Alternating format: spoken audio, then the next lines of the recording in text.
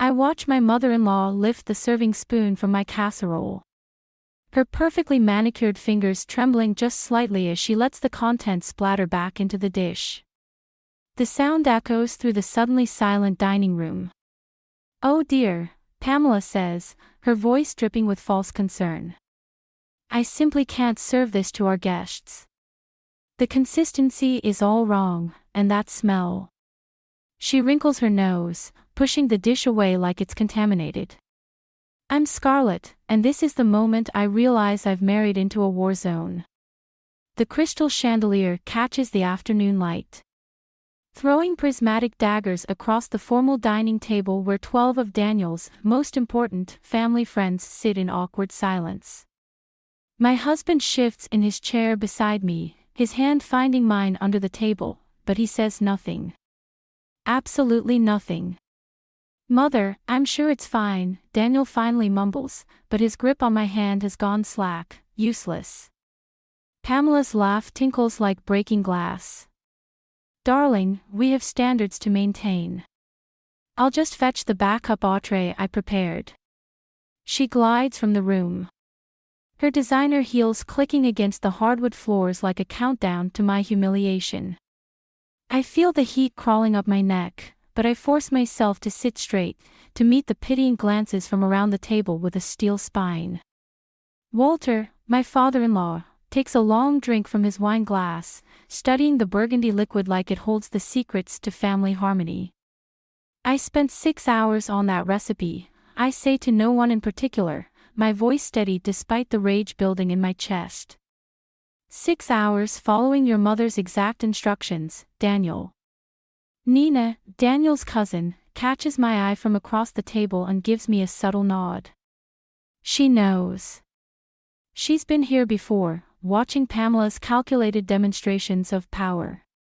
Pamela returns with a perfect roast, presenting it with the flourish of a magician pulling off their signature trick.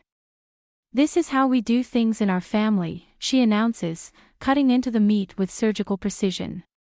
"Perhaps, Scarlet dear, you could benefit from some cooking lessons. I know a wonderful instructor." The words hang in the air like poison gas. Daniel coughs softly, still silent, still complicit. I watch as the plates are passed around, my casserole sitting abandoned at the far end of the table, a monument to my supposed inadequacy.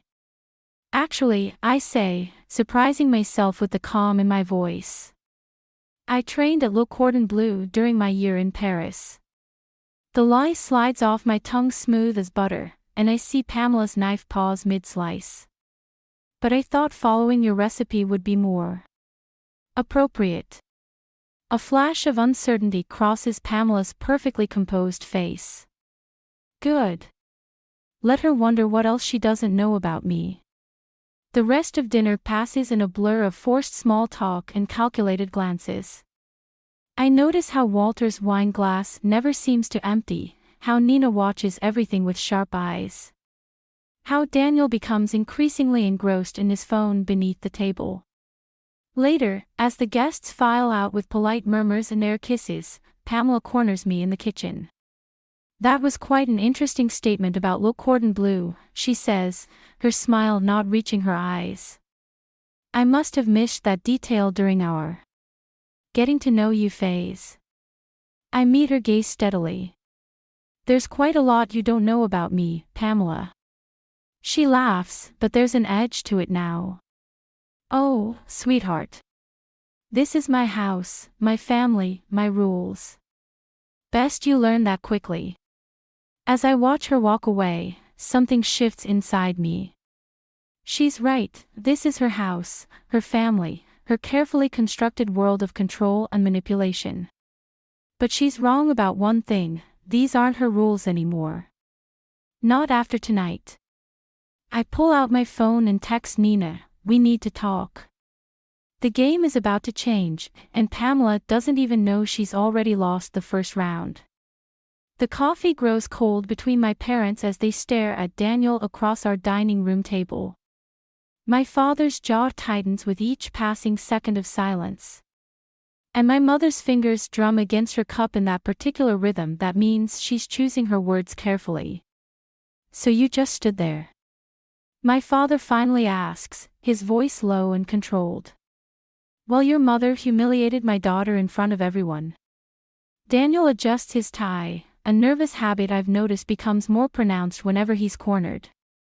James, you have to understand, my mother can be particular about these things.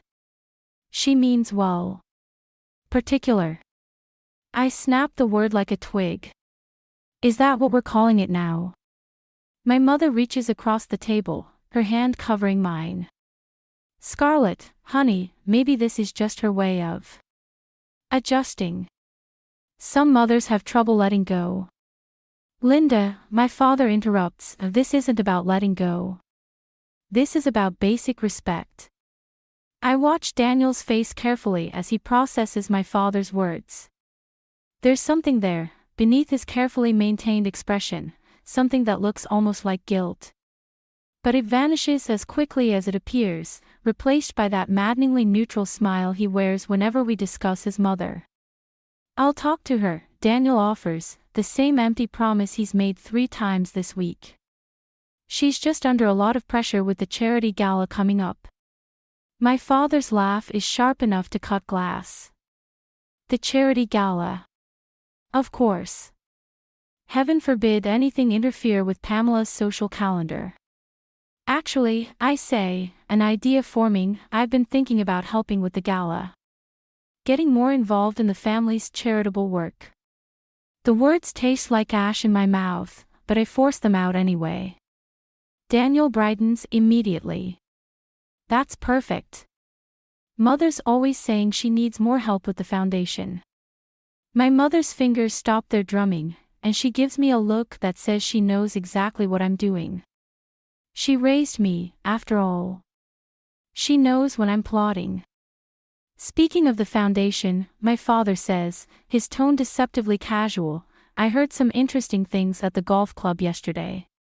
About some discrepancies in the books a few years back. Daniel's tie adjustment becomes a full-blown strangling motion. That was just a misunderstanding. Everything was cleared up. Was it? My father's eyes narrow. Because my friend on the board seemed to think.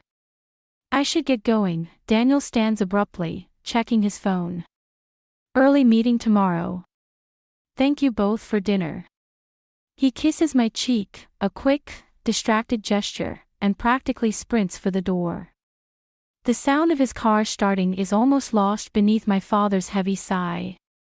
That boy has a yellow streak a mile wide, he mutters.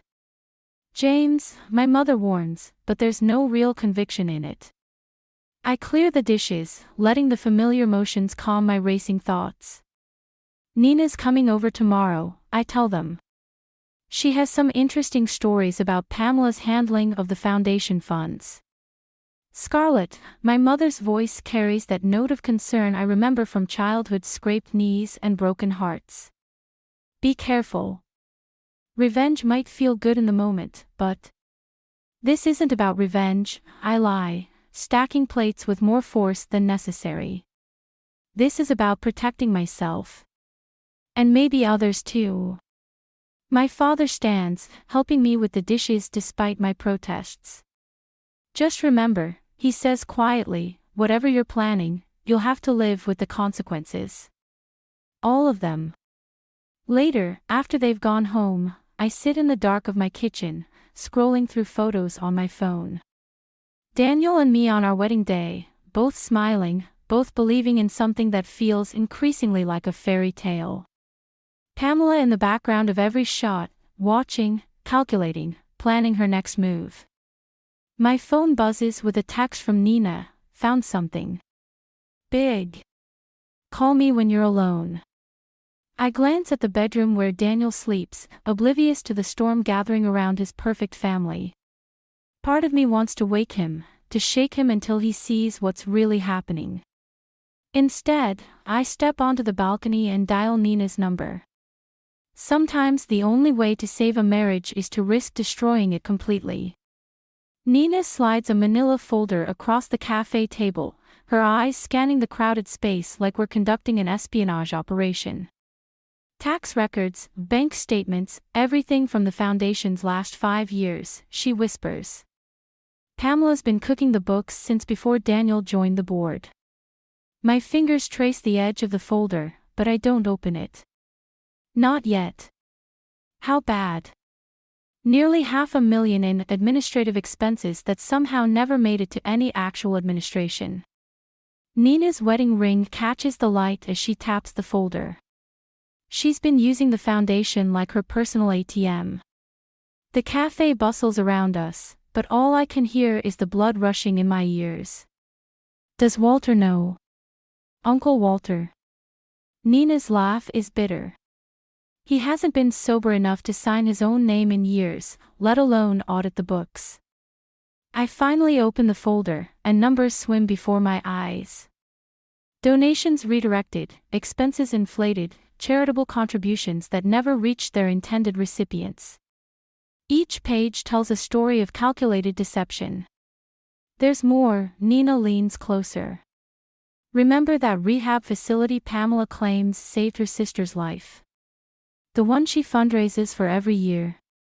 I nod, remembering the tearful speech at last year's gala. It doesn't exist. Never did. That money's been going straight into an offshore account. My phone buzzes, a text from Daniel. Mother wants us for dinner tonight. Important announcement about the gala. Perfect timing, I murmur, showing Nina the message. Scarlett, Nina's voice drops even lower, be careful. Pamela's not just protecting her reputation anymore. This is criminal territory. I gather the documents, sliding them into my bag. That's exactly what makes it perfect. The drive to Pamela's mansion gives me time to strategize. I've learned to read the signs, the perfectly manicured gardens, the spotless windows. The careful arrangement of luxury cars in the circular driveway. Everything screaming wealth and control. Walter opens the door, crystal tumbler already in hand. The women are in the parlor, he mumbles, wandering off toward his study. I find Pamela holding court among her usual sycophants, Daniel hovering at her shoulder like a well-trained puppet. Her smile freezes slightly when she sees me. Scarlett, darling. So glad you could join us. We were just discussing the gala's beneficiaries. The rehab center again this year. I ask innocently, watching her face. Among others, she waves dismissively. We're expanding our reach. Daniel's been instrumental in identifying new opportunities. I meet my husband's eyes, searching for any sign he knows what his mother's been doing. His gaze slides away too quickly. Actually, Pamela continues, that's why I wanted everyone here. We're restructuring the foundation's leadership. Daniel will be taking over as executive director. The room erupts in congratulatory murmurs. I feel the trap closing, see the calculated gleam in Pamela's eyes. She's binding Daniel closer, making him complicit. That's wonderful news, I manage, my hand tightening around my bag.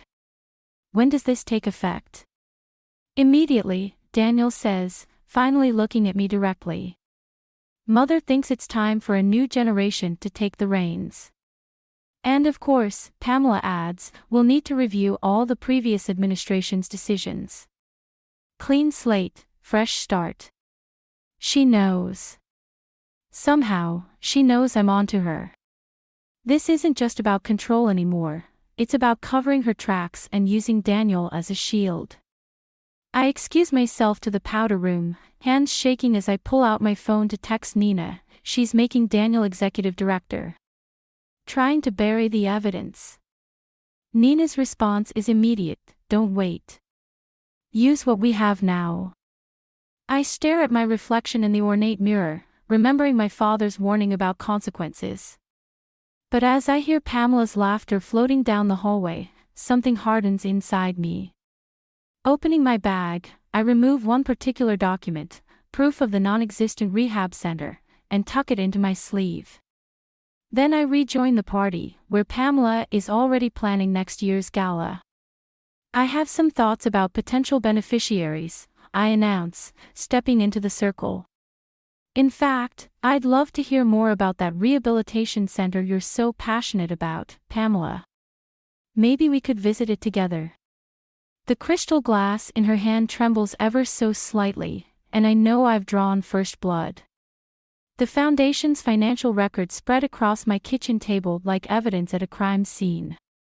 Every highlighted entry, every suspicious transaction mocks my previous blindness. 3 empty wine glasses stand guard over the documents, mine, Nina's, and the one Daniel never touched before he left for his mother's house. Again. We should take this to the police, Nina says, rubbing her temples. I trace a column of numbers that doesn't add up. Not yet. There's something we're missing. My phone lights up with a text from Daniel, working late at Mother's. Don't wait up. Nina catches my expression. He's helping her cover it up, isn't he? I don't know. But I do know. I've known since I found his signature on documents dated 3 years ago, authorizing transfers to that phantom rehabilitation center. The doorbell rings, making us both jump. Through the peephole, I see Walter swaying slightly on my doorstep, his usual tumbler nowhere in sight. I know what you're doing, he says when I open the door, his words surprisingly clear. And you need to stop. Nina appears behind me. Uncle Walter. Not now, Nina. He pushes past us into the kitchen, stops short at the sight of the scattered papers.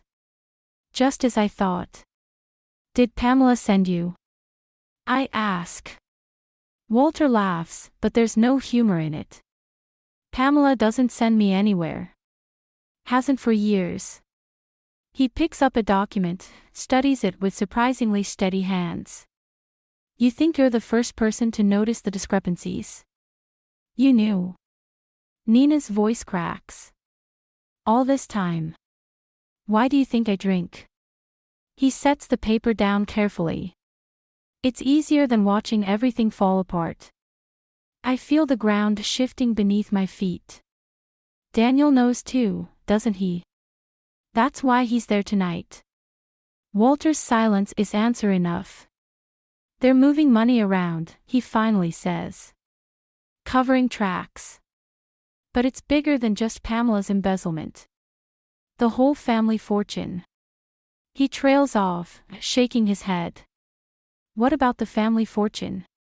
Nina presses. It's gone. Has been for years. The foundation, the mansion, the social standing, it's all smoke and mirrors. Pamela's been running a pyramid scheme through the charity, using new donations to cover old debts. And now, my phone buzzes again. A text from an unknown number, back off or everyone goes down. Including Daniel. I show it to Walter.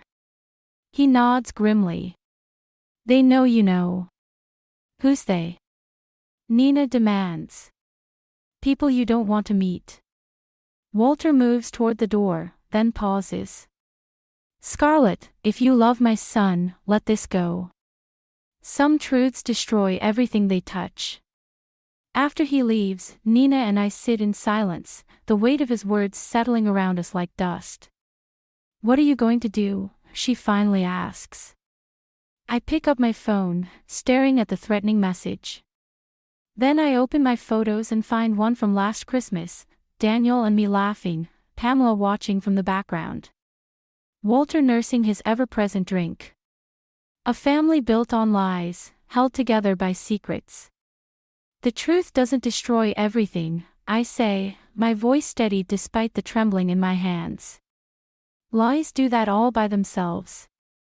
I start gathering the documents, organizing them with mechanical precision. Nina, I need you to take these somewhere safe. Don't tell me where. What are you planning? I'm going to give Pamela exactly what she wants.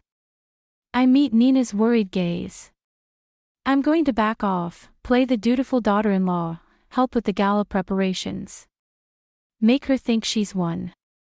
And then I think of Daniel, probably sitting in his mother's study right now, helping bury evidence of years of fraud. My husband, the man I thought I knew, choosing loyalty to lies over truth. And then I'm going to burn it all down. I pick up Daniel's untouched wine glass, study it in the light. Sometimes you have to lose everything to save yourself. Nina gathers the documents, hesitating at the door. Be careful. People like Pamela, they don't just lose. They take everyone down with them. I smile, but there's no warmth in it. I'm counting on it. The gala committee meeting feels like a performance in an elegant prison, with Pamela presiding over her court of socialites in the mansion's sunroom. I play my part perfectly, suggesting centerpiece arrangements and silent auction items with practiced enthusiasm. Scarlett's been such a help, Pamela announces to the room, her hand squeezing my shoulder like a vice. I don't know what we'd do without her dedication to the cause. The cause. I suppress a bitter laugh, thinking of Nina's latest text, 3 more shell companies discovered, all leading back to offshore accounts. Actually, I say, keeping my voice light, I've been researching similar foundations. Their success stories are so inspiring. I pull out my tablet, watching Pamela's reflection in the window. Especially this rehabilitation center in Phoenix. The crystal paperweight in Pamela's hand trembles slightly. We should focus on our own programs, dear. Speaking of which, she turns to the group, but I notice her hands shaking as she pours her tea. A commotion at the door interrupts her deflection. Walter stumbles in, his face flushed. Ladies, he slurs, but his eyes are sharp when they meet mine. Sorry to interrupt. Pamela, there's a call. Board of Directors. The color drains from Pamela's face. Excuse me, everyone. Scarlett, would you mind taking over? I watch them leave, counting to 30 before following. Their voices drift from Walter's study. They're asking questions about the Phoenix accounts, Walter's voice, suddenly clear. Someone's been talking. Impossible. I've taken care of everything. Pamela's control wavers. Unless. Daniel, have you spoken to your wife about? No. Daniel's voice surprises me. I hadn't known he was here. She suspects something, but she doesn't know details. My wedding ring feels like it's burning my finger. We need to move faster, Pamela says. Transfer everything before the gala. Daniel, you'll need to sign. I can't keep doing this, Mother. Can't. Pamela's laugh is brittle. Darling, you're already involved. Have been since the beginning. Or shall we discuss your role in the Morgan investment scandal? Silence follows. I press myself against the wall, heart pounding. The gala's in 3 days, Pamela continues. After that, none of this will matter. Walter, make sure those board members understand the consequences of asking too many questions. I retreat before they emerge, my mind racing. Back in the sunroom, I smile and discuss table arrangements while sending a text to Nina, 3 days. Everything happens at the gala. That evening, Daniel comes home late, smelling of his mother's expensive scotch.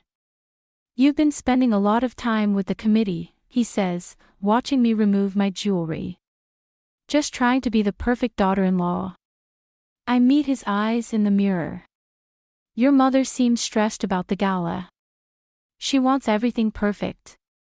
He moves behind me, hands on my shoulders. You know how she is. I lean back against him, feeling his tension. The foundation means everything to her, doesn't it? His fingers tighten slightly. Scarlett. If you know something. What would I know? I turn to face him, searching his expression. Daniel, if you needed help, if you were in trouble, you'd tell me, wouldn't you? For a moment, something breaks in his face. He opens his mouth, closes it, then kisses my forehead. "I love you," he says, but it sounds like goodbye. After he falls asleep, I slip out to the balcony and call Nina. The board's asking questions, I tell her. They're planning something for the gala. We need to move first. Scarlett, Nina hesitates, there's something else. I found Daniel's name on documents from 5 years ago. Before you met. He wasn't just covering for Pamela, he was. I know. My voice doesn't shake. Send everything to my father. Tell him to be ready. I end the call and stare at the city lights, thinking of Pamela's trembling hands, Walter's sharp eyes, Daniel's almost confession. In 3 days, their carefully constructed world will shatter. And I'll be the one holding the hammer. The gala ballroom sparkles like a fortress of crystal and lies. I adjust my black evening gown, feeling the USB drive pressed against my ribs, secured in my modified bra. Somewhere in the crowd, my father waits with 2 federal agents, disguised as wealthy donors. Pamela floats through her admirers like a queen holding court one last time, though she doesn't know it yet. Daniel stands at her side, perfect in his tuxedo, perfect in his devotion. The sight makes my stomach turn. Everything's ready, Nina whispers as she passes, champagne flute in hand. The presentation's been modified. Just waiting for your signal. I nod, watching Pamela approach the podium. The annual foundation video presentation is her crowning moment, her chance to showcase their charitable works. This year's version will be slightly different. My dear friends, Pamela begins, her voice carrying across the hushed room. Tonight we celebrate not just our foundation's achievements, but family, trust, and legacy. The irony tastes bitter in my mouth. I move toward the AV controls, heart pounding. Scarlett. Walter's hand closes around my wrist, his grip surprisingly strong. Don't. Let go of me. You don't understand what you're about to do. His eyes are clear, desperate. This isn't just about Pamela. There are people involved who. Who what? Who'll lose their illegal investments? Their blood money. Who'll lose their lives? His whisper cuts like a blade. Including Daniel. Maybe you too. I falter, seeing real fear in his eyes. On stage, Pamela continues her speech, each word dripping with false sincerity. The foundation's work with rehabilitation centers has touched countless lives, she says, and several people dab at their eyes. Particularly our flagship center in Phoenix. My finger hovers over the button that will start the modified presentation. Walter's grip tightens. Last chance, Scarlett. Walk away. Instead, I press play. The screen behind Pamela flickers. Instead of heartwarming testimonials, financial records appear. Transfer documents. Shell companies. The Phantom Rehabilitation Center's empty lot in Phoenix. Gasps ripple through the crowd. Pamela turns, her face draining of color as she sees the evidence of her fraud displayed 20 feet high. There seems to be a technical difficulty, she stammers, but it's too late. More documents flash across the screen. Board members' names. Dates. Amounts. Daniel's signature, again and again, authorizing fraudulent transfers. Security. Pamela shrieks, but the guards by the door don't move. They're not her guards anymore. I step forward, my voice carrying across the stunned silence. The Phoenix Rehabilitation Center doesn't exist. Neither do the other programs. The money, your donations, went straight into private accounts. Isn't that right, Pamela? How dare you, she begins, but Daniel cuts her off. Stop, mother. His voice sounds dead. It's over. The ballroom erupts in chaos. My father moves through the crowd with the agents, their badges now visible. Nina appears at my side, gripping my arm as Pamela's perfectly curated world implodes. But something's wrong. Walter's warning echoes in my head as I notice men in expensive suits moving purposefully through the crowd. Not toward Pamela or Daniel, but toward me. Nina, I whisper, get out. Now. What? But. Go. She disappears just as one of the men reaches me. His smile doesn't reach his eyes. Mrs. Harrison. Would you come with us, please? Some people would like to discuss your recent investigations. I look for my father, for the agents, but they're occupied with Pamela and Daniel. The man's hand closes around my arm, and I feel something hard press against my ribs. Don't make a scene, he murmurs. We're just going to take a little drive. Across the room, I catch Daniel's eye one last time. He's being handcuffed, but there's something else in his expression, pure terror as he watches the man lead me toward the exit. I realize too late that exposing Pamela's fraud was just the surface. Whatever I've stumbled into goes deeper, darker, and now I'm falling straight into it. The last thing I see before they guide me out is Walter, raising his ever-present glass in a mock toast. His earlier words echo in my head, some truths destroy everything they touch. I'm about to find out exactly what he meant. The warehouse office smells like old money and fresh fear. Through the floor-to-ceiling windows, city lights twinkle innocently, masking the fact that I'm 15 stories up with no way down. Quite the performance at the gala, the man behind the desk says. He's older, expensive suit, manicured hands. The kind of man who makes decisions about other people's lives over golf. Though somewhat incomplete in its scope. Where's my father? My voice doesn't shake, even though my wrists ache from the zip ties. Safe.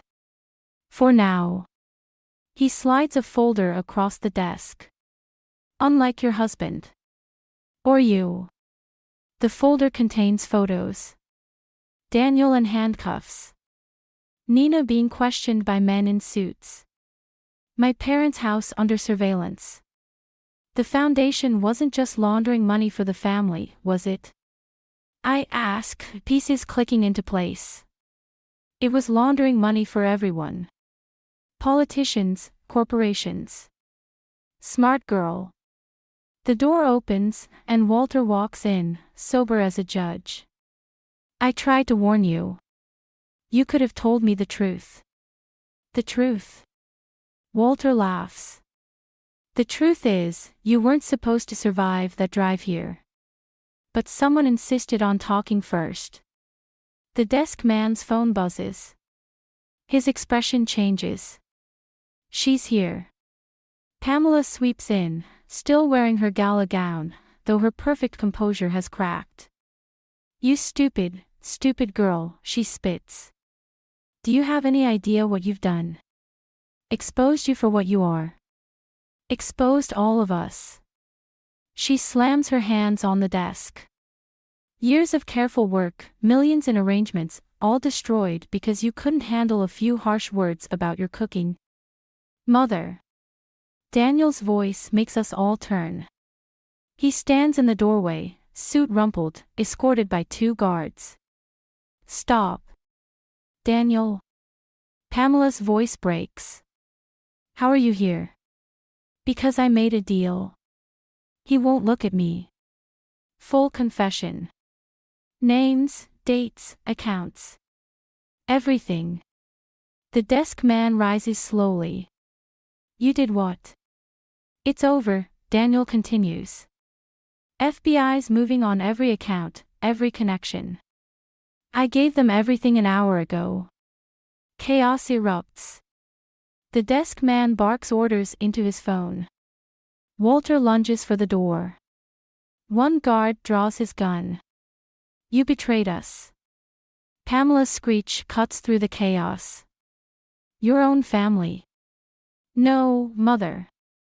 You betrayed us. Years ago. When you turned our foundation into this poison. I feel something cold press into my hands. Nina, appearing from nowhere, cutting my zip ties. Run, she whispers. But I don't run. I stand, facing Pamela as her world crumbles for the second time tonight. You wanted to teach me about family. I say quietly. About loyalty. Here's what I learned. True loyalty isn't about keeping secrets. It's about stopping the people you love from destroying themselves. Guards. The desk man shouts, but the office door bursts open. FBI agents flood in, led by my father. Actually, Daniel says, they work for us now. Have been for weeks. Ever since Scarlett first discovered the Phoenix accounts. Pamela's face goes slack. You were working together. Not at first, I admit. But when Daniel came to me 3 weeks ago, told me everything. We realized the only way to end this was to play our parts. Make you think we were against each other while we gathered evidence. The foundation, the accounts, the deals, they're all poisoned, Daniel continues. But we don't have to be. Pamela looks between us, her carefully constructed reality shattering. Then she lunges for the desk drawer. Gun, someone shouts. Everything moves in slow motion. The drawer opening. Metal glinting. My father shouting. Daniel stepping in front of me. But it's Walter who moves fastest, tackling his wife before she can raise the weapon. Enough, he growls. It's done. As the agents move in, reading rights, securing the scene, Daniel reaches for my hand. I let him take it, feeling the tremors in his fingers. I'm sorry, he whispers. For not telling you sooner. For letting it get this far. I watch Pamela being led away, her perfect mask finally shattered completely. Sometimes, I say, the only way to save a family is to break it first. Outside, sirens paint the night red and blue, and I wonder if any of us will ever truly recover from the truths we've uncovered. But at least there are truths now. The courtroom empties like an ebbing tide, leaving me alone with the echo of the judge's verdict. 15 years for Pamela. 8 for the Foundation's board members. Immunity for Daniel in exchange for his testimony. I gather my belongings, fingers brushing against the divorce papers in my bag. Still unsigned. Scarlett. Daniel stands in the doorway, looking smaller somehow without his expensive suit, without his mother's shadow looming over him. Can we talk? We find ourselves in the courthouse garden, autumn leaves scattering across the bench between us. A perfect metaphor for our marriage, beautiful things, dying slowly. I kept waiting, I say, for you to be the man I thought I married. Even after I found the documents, even after Nina showed me the proof. I kept thinking, he'll choose me. He'll do the right thing. I did choose you. In the end. The end. I taste the words. That's the problem, isn't it? It had to reach the end before you found your courage. He pulls something from his pocket, the key to our apartment. I've packed my things. Moving in with Nina until. He trails off, both of us knowing there is no until. How's Walter? Rehab. Real rehab, not. He attempts a smile that doesn't reach his eyes. He's talking about writing a book. The truth about truth, or something equally philosophical. A court officer approaches, hesitates. Mrs. Harrison. Your mother's here. I should go. I stand, but Daniel catches my hand. I loved you, he says. That part wasn't a lie. I know. That's what makes it worse. My mother waits by her car, arms open. Over her shoulder, I see Nina talking with my father, probably discussing the foundation's legitimate assets being transferred to actual charities. Ready to come home? Mom asks. Not yet. I pull the divorce papers from my bag. There's something I need to do first. I find Pamela in the holding area, waiting for transport. Her designer clothes have been replaced by prison orange, but her spine is still steel. Come to gloat? She asks. No. I slide the divorce papers through the window. I came to thank you. She blinks. Thank me. You taught me something important. About family, about truth, about the price of revenge. I tap the papers. Daniel needs your signature too. One last act as head of the family. You destroyed everything I built. No, Pamela. You did that. The moment you decided appearances mattered more than reality. The moment you taught Daniel that love means lying. She takes the papers with trembling hands. And what happens now? You ride off into the sunset, head held high, the virtuous victor. Now. I go home. I rebuild. I learn to trust again. I meet her eyes. And maybe someday, you'll learn that the truth doesn't have to destroy everything it touches. Sometimes it sets us free. Freedom. She laughs bitterly. Is that what you call this? Sign the papers, Pamela. Let him go. Let all of it go. Outside, the autumn air tastes like possibilities. My phone buzzes, a text from Nina, lunch tomorrow. I'm starting a new foundation. Could use someone who knows right from wrong. I smile, thinking of Pamela's first dinner party, of that ruined casserole that started everything. Of how sometimes the smallest slights can lead to the biggest revelations. My mother's car waits, but I decide to walk. Past the courthouse where justice was finally served, past the mansion where lies once ruled, past the life I thought I wanted. The divorce papers will arrive at my lawyer's office tomorrow, signed by both Daniel and Pamela. A final gift, though they'll never see it that way. Because in the end, this wasn't about revenge. It wasn't even about justice. It was about learning that sometimes love means walking away. That truth, no matter how painful, is better than the prettiest lie. And that family, real family, is built on foundations stronger than money or power or perfectly planned dinner parties. It's built on truth. Even when that truth changes everything you thought you knew about love, loyalty, and the cost of standing up for what's right. Especially then.